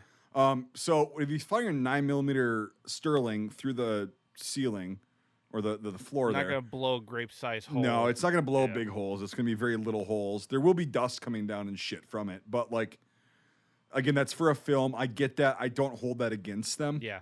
because I know why they did it. Same. Yeah. So. Yeah. And then Yep. there's our It's British Richard Nixon. yeah. I am not a crook. Ooh. I'm just Yeah, Yeah, sorry, okay, here we about go. that. This is That was fun. hot. That was hot too, yeah. Hot. So hot right now, Sterling. Yeah, the So L34A1. Dude.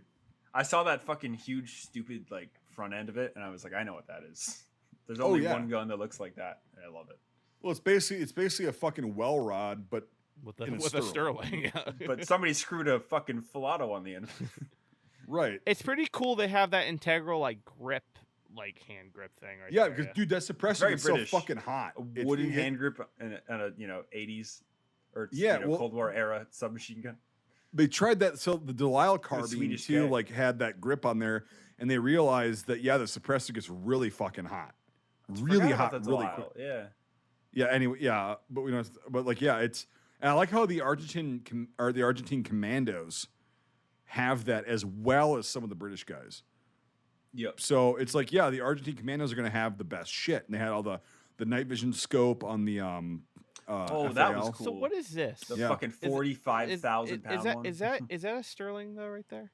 I don't know what that is. That's the silent sterling. Yeah.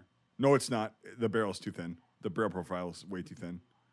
Or maybe that's how they propped him up.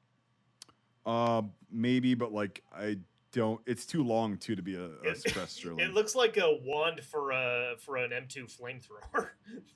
That's Right. well, that's Flames why are I the- asked because it because Well, he's got something on his back. What the fuck? That's the radio. 'Cause That's he's got radio headsets op, on. Yeah. Oh yeah, Yeah. yeah. He Well, yeah. look at the other stills. Yeah.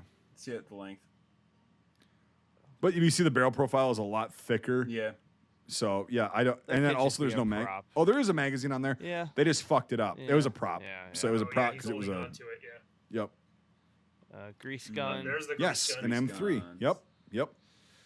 So cool. Let me ask. Yeah, go for it. I just real quick. Are the Argentines? Are they wearing M1 helmets? Yes. Oh, yeah. It was all. They had a lot of Uncle Sam Yeah. support. Yeah. Yeah. A lot. Actually, the U.S. was very key in negotiating between the both nation states. The UK that comes and up in the Argentina. film too.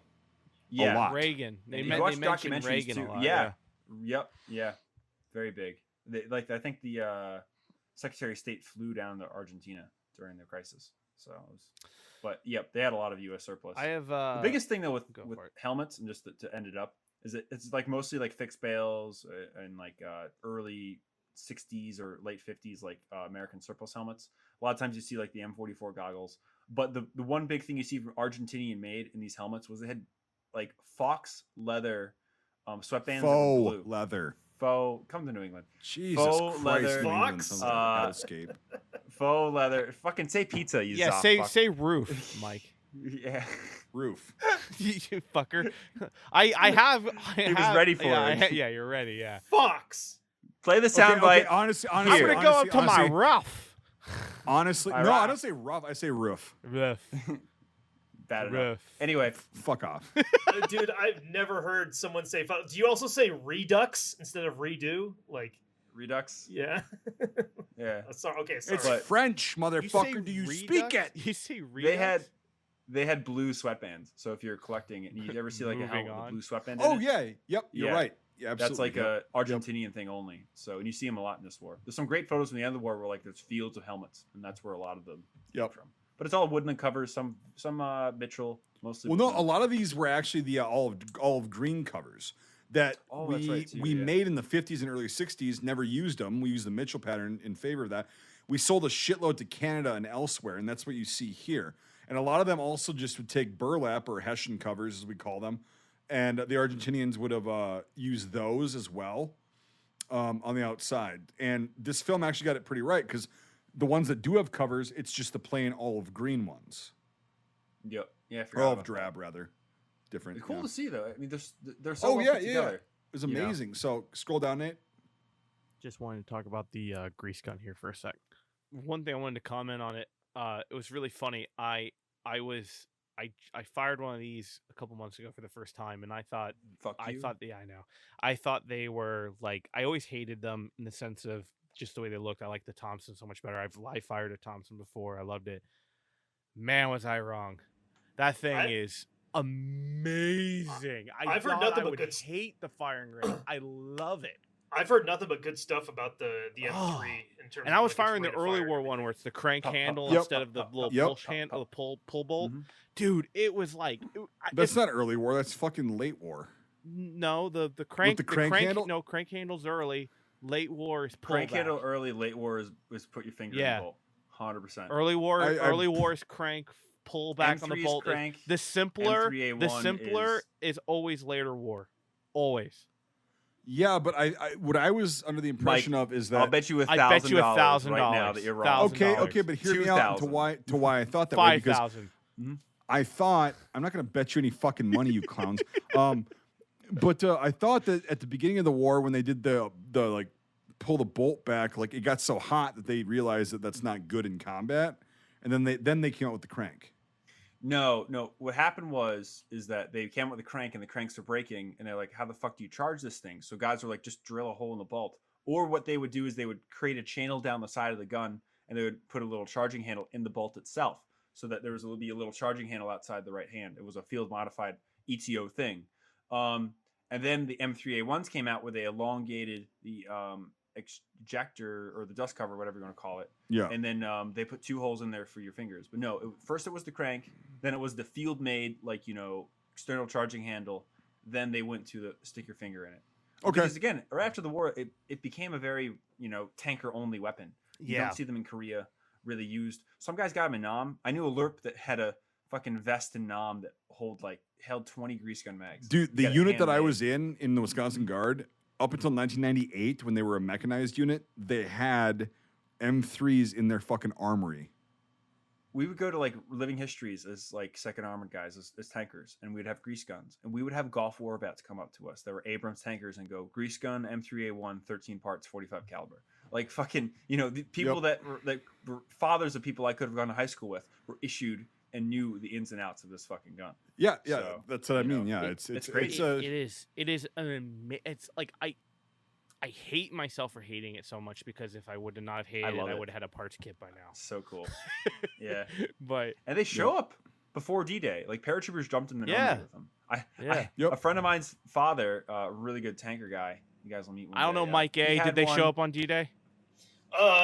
In terms of like tank crews, yes. I mean, but not not in terms of like infantry and all that stuff. This guy was an infantryman, and he ditched it on the beach, and he picked up an M1 because he goes, Really? "This thing's gonna get me killed." I don't know if he was a replacement, whatever, but he fucking he had one. He walked in June, 44, and said nope, and Right. fucking picked up an M1. Now, in terms, but they did. Go ahead. Yeah. Go ahead.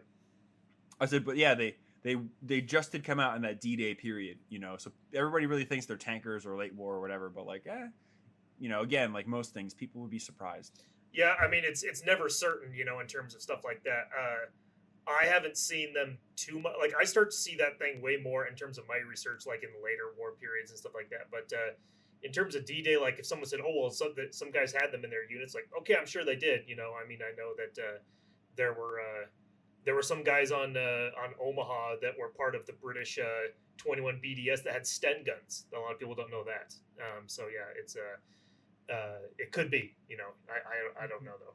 Necessarily. You even see paratrooper carbines up in Arnhem. Dude, like there's a photo taken on Fox Sector on Omaha Beach on D-Day of an M1A1 carbine with the folding stock. Crazy. Yeah, I'll show it to you later. Yeah, I think that's where the guy's taking it apart or something. he is. Yeah, He's got taking the sand out of it. Also, a little note we should talk about is like they said that you can go up a little bit, Mike. Nate's actually So- doing it. Or Nate, Who's the button Me. man? fucking Christ, whoever the fuck is controlling this thing.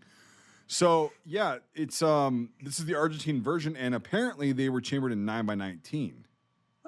There was a kit during the war that actually you can convert it to 9mm for like resistance operations and stuff. They're very easy to convert because it's a barrel and a different mag insert. Maybe a bolt too, PAM-1. They're great. They're simple and they're really cool. Oh yeah, it's like the American Sten is what I call it. Right. Yeah. Let me It's ask. better because it's a clamshell. I've never actually. I've held real Thompsons before and stuff like that. I've never held one of these. Is it so, Nate? Like, since you just had experience with it, do you think it's heavier or lighter than the It's Thompson? lighter. It's Much million lighter. tons lighter. Not Really? not by too Not much. not It's not a lot. still- Not a lot. When you load the mag, it does get very front heavy, especially in 45.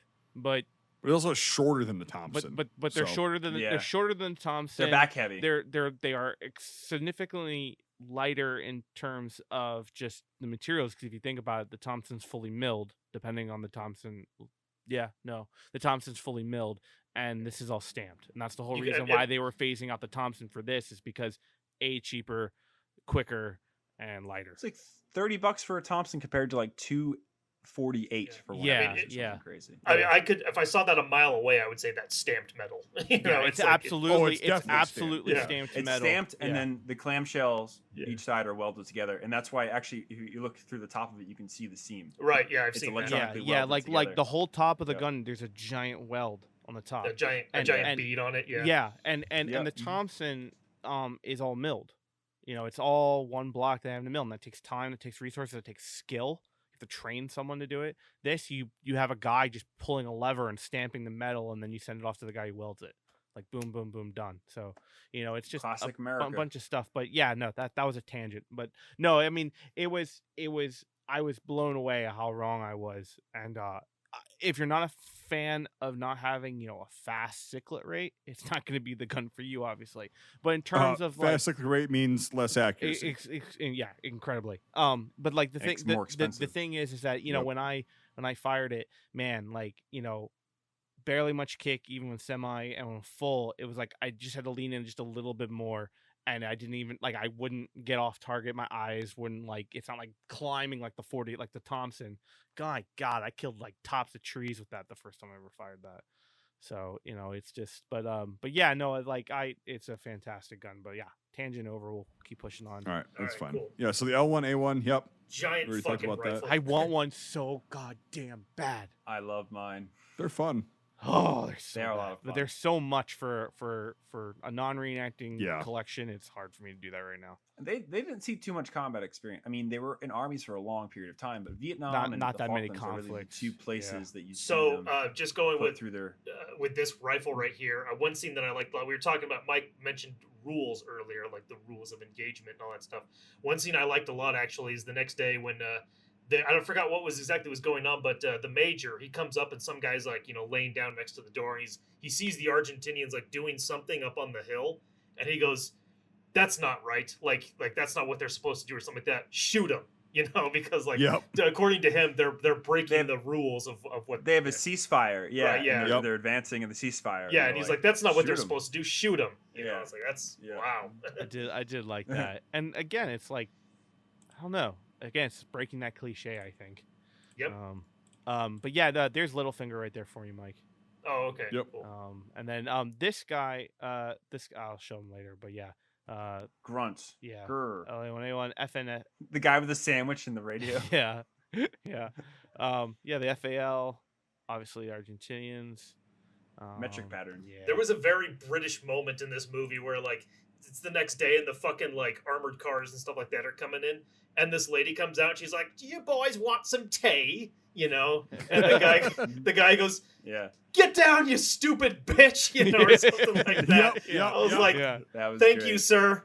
I fucking hate when I Yeah. see stuff like that. Yeah. I forgot about that. Yeah. Yeah. Very soldier. Yeah. Very heated. Number 4 Mark 1. Yep. Yeah.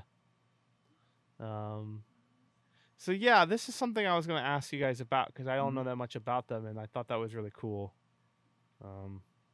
Yeah, Dude, I don't know much about this either. It's a really heavy gun, and then it's an impossibly heavy gun sight. And just we never said what it was. We just said, "Oh, it's a cool gun." It's the FN Fallow, which I've never heard. It's so. yeah. So they had them in like the Canadian military and like early on in other militaries. It's just a heavier barreled bipoded version of the FAL, so that you can have sustained fire with. So it's kind of like an LMG version of it, quotation marks, or an Yes, LMG setup but for it's the same nothing gun. like yeah, it's just a heavier barreled L1A. Kind of remind me of like a BAR. Yes, but it's worse because they don't have the same ability to have the same sustained rate of fire. Okay. It is a very thin metal. But yeah, it was a failed concept where like the RPK. Gotcha. They're like, hey, let's put like a heavier barrel on an AK and make it a squad automatic weapon. And it works in a sense, but it never works truly. It's more like a stopgap. That's It's like a Bren is like hardcore, like ready to go. Like, oh yeah, it's like the L4 you see, which is just a 7.62 version of a fucking. It's a hell of a Mark III scope Bren. on that thing.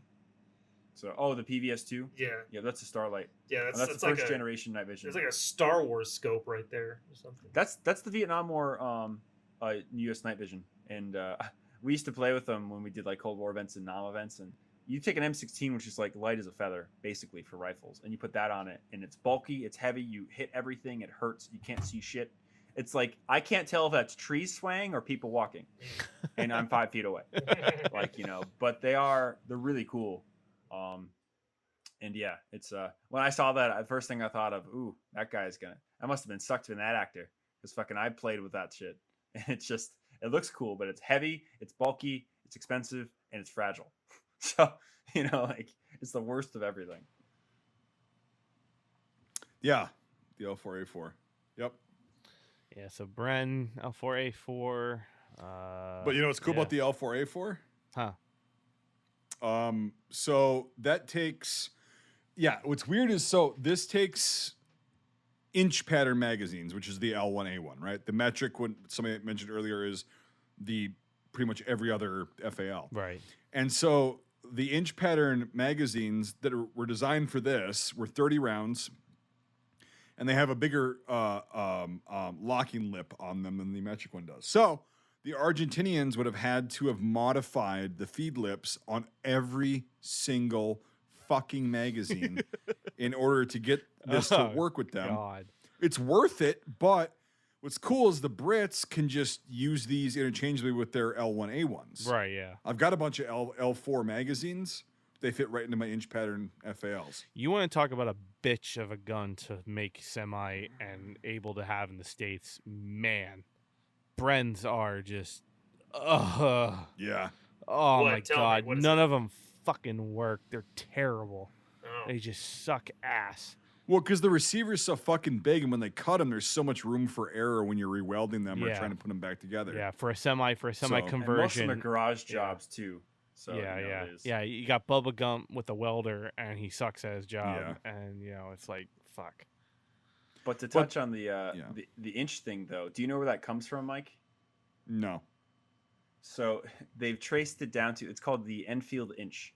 There was a discrepancy in converting the plans over from millimeter into imperial measurements in the 50s when they got the original FAL Yep. from Belgium.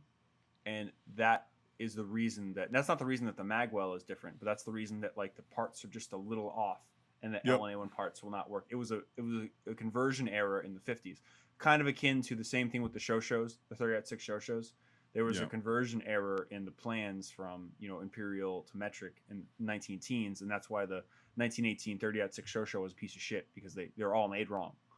Also, that's it the- was that's a different art. That's a different topic. Yeah, but it's the same. It's just funny how like literally the reason that the Enfield inch exists for inch pattern receivers is a clerical error from the 50s. That's the only reason. What's funny is you can throw a metric kit on an inch receiver just fine. True, but I'm talking about the internals, like the triggers and all that kind of stuff. There's Yeah, some yeah, parts that yeah. won't work. Yep. It's But well, no, it's just- they do. We'll talk about that later. It's Yeah. not worth getting into a fucking But nerd. the Enfield inch. No, the Speaking of- L782, better known as the 240 Bravo, or the Mag. Yeah. Yep. 58. That guy's been on the gangster British films, by the way. That guy. Yeah. Yeah. Yeah, for sure. Yeah. That mustache though. But yeah, the Brits started using those before we did, and that's why we adopted Mhm. that. And because they were The starting whole to use world it. started using those. We went for Right, the and then we were like, M60. we have the M60. It's fucking superior. It's like, well, it's lighter. Yeah, it's Yeah. pretty good, but dude, oh yeah, the Mag 58 is an amazing fucking platform. Can for you find machine them here gun. in the States or no? Are they rare? What Mag 58s? Yeah. Or like M240s? What like Mag the whole, Mag like- 58's like semi legal in our. Oh Yeah. yeah, it's really fucking hard to rules. find. they're though. out there. Okay. The 10 to actual Mag 15,000 for a 58 semi. Yeah. Oh, would you say, Brian? 10 to 15,000 for a semi. Oh no. Oh, for a semi, yeah. I'm sorry. Yep. Yeah, Go for a ahead. semi. Oh yeah, no. Yeah. Yeah, Yeah, we're in the 67. right range. Yeah, so I don't actually know if the Argentines would have been using M67s at this point, so I can't comment And on this. M67s are fragmentation grenades, just for people who Yeah. don't know. I'd be Yeah, I'm inside. sorry. Yeah, yep. They're the typical baseball grenade. They're still standard issue with the United States military. Blah, blah, They're blah. the I ones just that don't are know. so boring to look at in films. Yeah, but they're in every film. Yeah, They're yeah, just- yeah. They work. Right. Oh, they do work. Yeah. Yeah. They, Yeah, But so That he's was got really that. cool. Also, the rifle grenades. The rifle grenades. Yeah. Yeah. was nice to see. Yeah. Yep. Which The- just looks like a pure Yeah. sex toy. It's a tube with a ball on the end of it. Yeah. The IMFDB apparently doesn't know what type of rifle grenade this is because it just says rifle No, grenade. it- I don't either. It's just a Yeah. It might just- Argentinian movie grenade. the Dildong Mark II. Yeah. Dog Mark II. It might have been made up for the movie. Yeah. It might just Yeah. be a Yeah, prop. for sure. Well, hold on, real quick. Just let me do a simple Google. Let's do FN What is? Okay. grenade or FFN rifle. Fuck, I can't type. It's only one FN Yeah. rifle, as we know. Yeah. To your right, to your right, to your right. Right. There you go. Yeah. Fourth one Fourth in. one. There's the Dildong too. Quora. What the fuck is a Quora? It's a fucking site where people ask retarded questions and get even more retarded answers. So, is there a photo in there of like a guy in a German helmet with one down there? What's no below that? Like, Yeah, Oh, that's a Bundeswehr. Bundesgrenzschutz guy That's from the 50s. Okay. Yeah. STG 58 or whatever. Click on it. Yeah. Yeah, that's a BGS guy Yep. from the 50s. G1. It's a G1. That's the FAL version that they used in the late 50s Yeah. before the G3. Looks like he has. Look at that pose. There you go. Looks like he has a Meanwhile- 60 That's how you millimeter. have to fucking hold them. People think you could fucking shoulder fire rifle grenades. It's like, It's like the knee mortar no. thing. yeah, knee no, mortar. no. You gotta throw it. You gotta put it on the ground, bud. But Well, you can do it with the knee. That's how you do a knee mortar. No. No. Wait, are you joking? Are you serious? I course he dare is. you What to the- fire a knee mortar off your knee and see what happens. Yeah, some fucking guy from Brooklyn found out in 1942. And he won't Yeah. stop telling people about Is it. that a real thing Wait, that happened? so where was he from? No, one but more that's time, like, Brian? you know, Oh. Where was he Sorry? from? Where was he from? One more time, Brian. Brooklyn. Yeah, weird. But I'm gonna fire no, this. I'm gonna fire this thing like a knee mortar off Hey my Joe, look what I found! Holy shit! knee. Ho- Fucking, Holy Look at shit, this fucking Jay. thing. it's got a curve on it. You know, you put it here. That looks like an Um, M61 body on a tube. So it might have been made for the film, I Yeah. think. I took a Dildo shot with this knee mortar here. Now I have no more knees. No, I thought you were just gonna say now I have no more knee.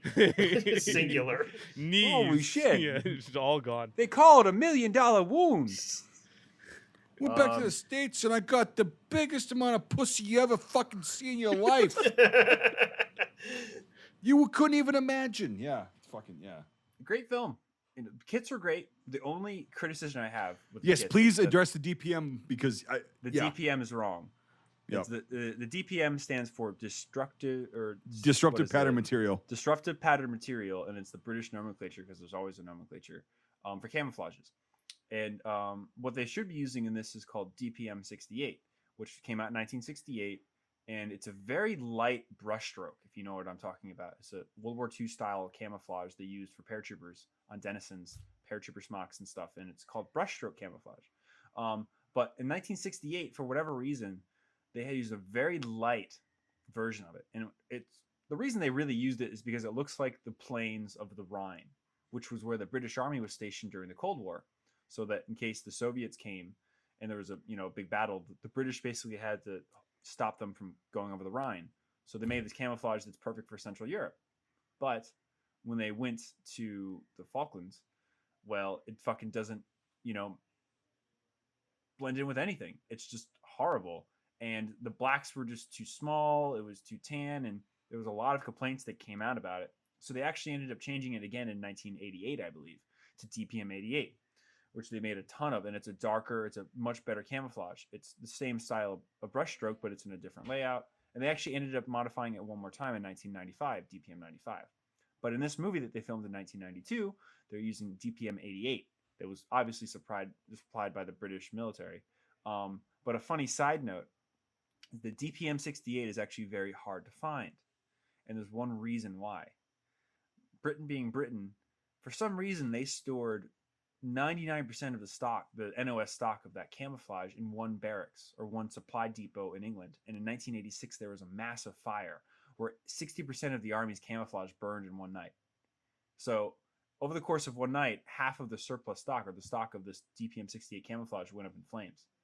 So that was another reason where they really had to, make a new pattern really quickly, the 88 pattern, and they were able to outfit everybody with it by the mid 90s. But 68 is kind of hard to find. So I understand why they went with the 88 pattern, but it is totally wrong. And if you do look at original photos from the Falklands and everything, you'll see they're wearing this very strange, very light green, camouflage. And it's just this stuff that was made for fighting in Central Europe. And they obviously were not in Central Europe. Kind of akin to what happened with chocolate chip camouflage when we went into the Gulf War. That's made for the Mojave Desert. Where's the Mojave Desert? In America, not in the Gulf.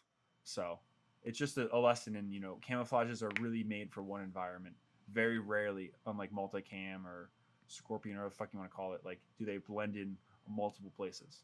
But the Brits definitely learned their lesson from this because it's too bright. Yep. Anything you want to add, Mr. Camouflage Expert Birch? I'm not a camouflage expert. I'm a jack of all trades, master of none. But yeah, I know what you're talking about. We were talking about it the other day, and like, yeah, it's fine. Like, I can forgive that because of the quality of the rest of the like acting and the plot, the writing, the cinematography, everything. I can forgive that. So It's such a small price to pay, but it is worth mentioning. Yes. And, Yep. That's okay though. Like the second criticisms don't mean the movie is bad. That's, No, exactly. Yep. And honestly, it's like sometimes it's not even warranted a lesser of what we think of it. It's just the details though. Yeah, it's just pointing out trivia. It's like trivia. Yep. Yep. Like super nerd shit that like very few people know about. But it's still fun to like educate you guys that are listening. You go, oh, well, there's different patterns of DPM. Yeah, there are. And that's where I think I've been really been enjoying this of doing this project with you guys. Week after week after week has been learning different areas of history that I particularly don't know about. Also knowing the details. Like exactly what Brian just said. How the fuck would I know that? Yeah. Right? Like, Yeah, I didn't know that shit either. Now I do. Like, and I bet you if you looked it up, it'd probably be like the 6th article and you stopped at the 4th. Right. Of a very obscure movie done in '92 run by the BBC. But it's like Right. it's like that's one of the benefits I think that we've been enjoying doing this whole podcasting is bringing those details to light and sharing it with each other, but also sharing it with people to know it. They now know it's the wrong camouflage in this 1992 film. About the Falklands. Well, and about the people also need to Falklands War. realize, Yeah, the Falklands War. People need to also realize that we're all learning shit on this podcast too. Like every time when we had every time Sean on as an example, not singling him out, but like Yes. because I know jack shit about the Roman the fuck warfare are the guns? and all that stuff. Yeah, Oh yeah. and but anyway, it's like we all learn shit too, and it's like it's fun as shit to do this and like kind of convey our passions and our nerdery on to whoever's listening because it's like, yeah, if it sparks your interest, you go, oh, there's 3 different patterns of DPM, or actually 4 or 5. Well, there's a lot more, but the cut of the actual uniforms too changed, which is interesting. From the 68 to the 80. I don't think it's 88. It might be, but like I gotta do research.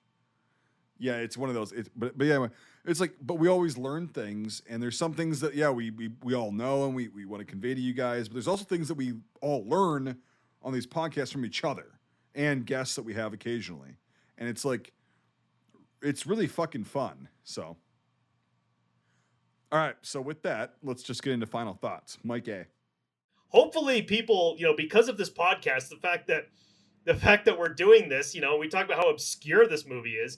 Hopefully this will actually bring it to light. Maybe someone will finally start, streaming it somewhere or something. I don't know. Maybe someone will release it on DVD. Hopefully. The point is, it is a very good movie and underappreciated, and it should be watched. And just good all around. Like I say, defies all of the cliches and everything like that. One thing I loved about it, the ending, it's very anti victory feeling at the very end. Even though the movie does make you like sympathize with the British and root for them, but at the very end, when it shows the montage of everything that happens and it goes back to the major character after they've retaken the island, he sits there and he kind of looks back at something. He's like, yeah, okay, like it's not this grandiose like victory feeling at all. It's like, man, did this really need to happen? Like, what was the point of this? It's a very interesting ending. I like the ending a lot. Yeah. Sorry, no. You had said like, does this really need to happen? That very much resonates with I think how Mike B was really feeling about like Waltz Bashir, because that episode just released this week. To give timeline to these recordings. Mike B was very much going off like trying to get under the understanding of why Lebanon even happened, all that kind of stuff. So I think it very much kind of counter what you said, or to talk about or lead off of what you said in that sense. It's like, it's very interesting to like, why the hell was this even a thing? Yeah. And that was also a theme that I noticed through most of the British characters and to an extent to some of the Argentine people. See, I'm thinking about the British pronunciation of that, but like, yeah, that's a really good point, dude. I wish we would have actually spent some time on that because... Well, we can. Yeah, the ending... Okay, yeah. So do you want to just do that? Yeah, go. Yeah, let's lead talk off. about the ending. Because yeah, the ending is it's very anticlimactic. It's not one side winning, one side losing as you know it. You know, it's like, oh well, whatever. Like the Argentines are being very respectful to the British. They let all of the soldiers go home. They lay down their arms, okay, whatever. But they're like, hey, we're not gonna fucking kill you or imprison you. We're just gonna send you back. You guys are good and whatever. And it was like, yeah, it was such a different ending than you'd expect from a movie like this. Like, Yeah. again, just like we were talking about, like a lot of the things that we expected didn't happen during the whole film. Well, the ending, I didn't get that either. And it was like, yes, it's one thing if you know the history and what happened, but like if you're just watching this as a film, you go, well, shit, like he gave up. And why are these guys that are occupying this area being so respectful? That's very interesting, you know, and like, Yeah. And what's funny is like, so Brian and I were talking the other night. We're like, this is literally one of the only Cold War era wars that happened from Western countries. You know what I mean? Like it's very odd. It's not East versus West. It's just Western countries fighting each other during the Cold War, armed with the same shit, relatively, different tactics, different experience, and all that stuff. But it's like it ends and the Argentine military goes, yeah, go ahead. Just go back. We've reached an agreement. It's a gentleman's agreement. We're going to respect that. And the British go, we don't like it. We got defeated, but we're also not going to be cunts and start more unnecessary bloodshed. And like, what is this all for? Yeah, that's exactly what everybody was thinking. Like, is it worth it? Like, what? Right. But like Even the Argentines, yeah. But I mean, at the end, like, you know, because I know the outcome of what happened. You know, it was a British victory. So I mean, when it was getting towards the end, I'm like, man, how's this gonna like? Are they gonna like explain what happened? And like at the very end, it turns into this montage where it shows the British did come back and the British did defeat them. And but it's like again, yeah, it's not depicted as in, oh, this was a great victory. It was more like, you know, oh, this bad shit happened. And like it goes again after they've retaken the Falklands at the end. It goes back to the major character, and he's sitting there, and he doesn't look like satisfied. Yep. You know, he's like, "Well, I'm back to where I was. I guess we won, but that wasn't The fun." fuck was the point? Yeah, but what the fuck was the what point? the fuck was the point? Yeah. Like, why did this even happen? And that I think it's a foreshadowing of future conflicts. Yep. Honest to God, like they didn't know it at the time, of course. Like I don't think they did it that way, but like it's a foreshadowing of like, what did we accomplish? What was this for? But it doesn't like slap you in the cock saying that. It just but it's like subtle, but it's like you get it and you're like, yeah, okay, what was that for? It's not a Like, why did Hadouken this- dick punch. Yeah. Right. But Besides like one country, you know, the trope of like, well, it's not a trope, it's a realistic, like wars are fought for a few different reasons. One of them is land. Okay. And in this case, the Argentines thought that was their land. They sacrificed a bunch of people who could have led normal lives and been great people who got killed. And same with the British side. It's like, what was it for? Like, what really was this for? So, yeah, agreed. Mike A, did we get your score yet? I don't think so. wrapping all this up, yes, like I say, very good movie. I was very surprised with it. You know, I was surprised that it was a good movie. It defied all of these things. I was surprised it was a good movie. I was surprised at everything. I was surprised at the very, unclimactic ending. I was really fascinated by the whole thing. And if you want a movie that's just very, against the tropes, against the cliches and all that stuff, watch this movie. And I hope that, we talk about how obscure this movie is. I hope that our podcast will bring some light to it, and then maybe it'll have kind of a resurgence. Honestly, it's underrated. I hope that more people see it because it's really good. So in terms of score, I would give it a 9 out of 10. Brian, I'll hand off to you. Yeah, you hit all the marks I wanted to bring up. I don't have too much to add. I mean, just the thing that makes this film for me is the little things. They move the plot along in so many ways without saying it. just by showing things, and I just love that. It's minimalistic filmmaking at its best, and it's just showing, don't tell, or show, don't tell at its best, and it's great. And I think it's the best movie about a defeat as well. Yeah, because like there's honor in defeat, and this really shows that. Yeah, just real. But yeah, overall, it's great. The gunplay. I mean, the only things that I didn't like was a little bit towards the wrong camouflage, whatever. But there also were some sound effects that I kept hearing over and over again. Dude, I was gonna say that actually. Yeah, they're a bit cheesy, and I reckon, and it's been a week since I watched the film, so I don't remember them exactly.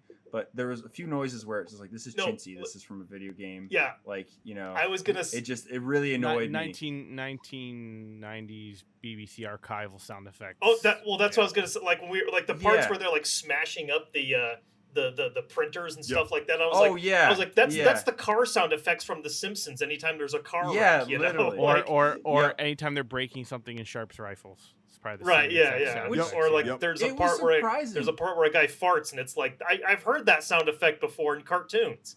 Yeah, it was very surprising because the rest of it's so well done. It's because it's low budget. After I kept hearing it, and again, I don't know if that's because of the year I have for filmmaking or whatever, but like I was just like, I could really do with less of that or none of it. But I mean, other than those two things, it was an excellent movie. It was very obscure, hard to find, but well worth the hunt and well worth the watch. So I mean, I would, just because I heard them too many times, I'm going to give this an 8 out of 10. It's just a great film, and 100% watch it.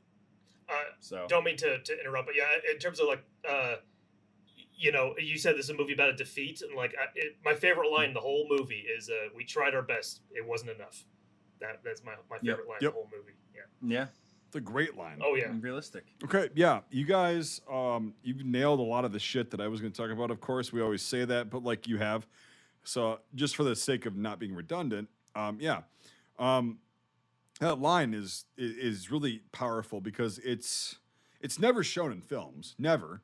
Like, and especially because they're always like, oh, the over fucking, zealous, the whatever leader, quote unquote, is like, oh, we're defeated, fuck you. It's like, no, we did our best, but it wasn't good enough. Like, that's how it goes. Yeah, you take the L. That's literally how it goes. Yep. And so with that, and then like Brian was saying, like the camouflage, I can forgive that. Some of the sound effects, I can also forgive that. I did like the juxtaposition of the civilians versus the military. Yes. And also the governor he goes from a civilian to military against his will, but then he's in charge and he makes good decisions by surrendering, in my opinion. It's like, how much longer do you want this to go on? They have fucking tanks, they have APCs here. Like, we're done. It was not cowardice at all. No, it wasn't. It was just like, how do I preserve what is here and how do I preserve these people who are here? And so I like that. I like the fact that it wasn't, in my opinion, biased. It showed that the Argentines, like, they came in and they fuck shit up. Whatever, it's a war. But like, I also, like I said, I just love the juxtaposition of the civilian life and the military guys who were involved during it and showing both their perspectives during this conflict when the shooting starts. And then it starts at the beginning. You kind of get a feel for it whenever. Anyway, very obscure, and I don't know why, but because nobody gives a shit about the Falklands except some people in the UK, which is unfortunate. But yeah, I would also, for just everything with the sounds, the cinematography, I can forgive a lot of shit on this film. And usually I'm very critical of things, right? But for this being a BBC TV film, Jesus Christ, it blows most Hollywood productions out of the water as far as being filled with great acting, good writing, and just the way it was shot. So I'm going to give it a 9 out of 10 as well. Yeah, you don't need billions of dollars to make something great. Nope. $100 million. About to say $100 million. All right, Nathaniel Hawthorne. Oh, that's not even my fucking name, but I'll act about it.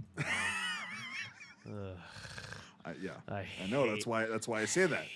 That's why I say that. I have to say it. It's not even my name. It's not even my name, man. But took me back to like second grade of my teacher keep calling me Nathaniel. And I'm like, I'm not. That's not my name. And she'd send me to the guidance counselor because I wouldn't accept that that wasn't my name. Yet it's not. So my you know, name. if you'd have just brushed this off, I would never call you Nathaniel again.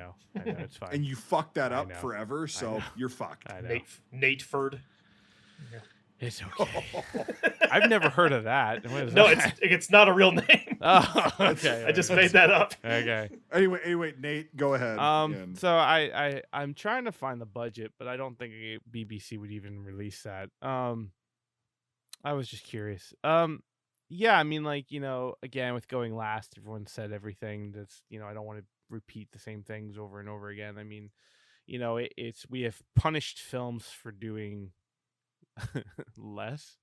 Yet I think it being a BBC TV movie is something that we keep saying over and over again, and the fact that they really did get it right, just on everything we've talked about, instead of repeating everything everyone said. I mean, I thoroughly enjoyed this movie. I watched it 4 times to enjoy it 4 more times, but also to kind of find stuff that I missed or would maybe nitpick. So I mean, like, yeah, I mean, like, it's if you don't mind doing LimeWire-esque type stuff trying to find the goddamn thing, it's a fantastic watch, and I highly recommend that people watch this because it is really good. With everyone's ratings, I mean, I'm pretty much, I think, in the same range. I mean, I really enjoyed it. I'm gonna give it a 8.5.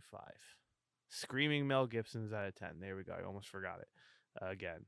But yeah, no, it was a fantastic watch. I'd give it a 9, but I've punished films for doing less. And I mean, yeah, I think an 8.5 is a very, very good rating. I think the only film I've done that high might be in The Pilot, but I was naive and my soul wasn't crushed by all these bad movies. So yeah. So I mean, like, yeah, 8.5 out of 10 Screaming Mel Gibson's. It is definitely a watch. Please watch it. It needs more attention. It needs to be released on a DVD. It needs to be streamed somewhere. It needs the attention. It's very good. Couldn't agree more. So that means total for this is 8.6 out of 10, which is very high on our scale. And, definitely worth a watch, especially if you're colorblind and you can't hear stupid audio clicks from the late 80s, early 90s, 2000, like BBC Archive. But it's a really, really good movie. It's worth watching. And if you're going to watch anything about the Falklands War, start. Yeah, absolutely. Yes. Yeah, I agree. This is definitely a place to go. It just sets the stage. Not only is it a great movie, but also it was a great history lesson. It was stuff I didn't know about too, in terms of this conflict and all that stuff. Yeah, and I mean, and to quote Sean, in a sense, it's like, if you're interested in a subject, let this be the starting point. Let this be the launch point. Find this movie, watch it, digest it, and then do your research, and you'll learn. It's fantastic. So, but yeah, for sure. On that bombshell, another BBC show. Yeah. Until the next time. Is that how we're gonna end it? No, I'm not sure. I'll find a way. Hey, Nate, how about this? We'll end it like this. Watch the fucking film if you can find it. It's great. Yeah, it's good shit. Thanks for joining us. If you enjoyed this episode, make sure to leave a rating. Otherwise, Mel Gibson won't stop screaming. If you like this content, make sure to check out our Facebook, YouTube, and Instagram pages. If you want to directly support our work, make sure to check out our Patreon. All these links are in the description below. Until the next time, Scuttlebutt out.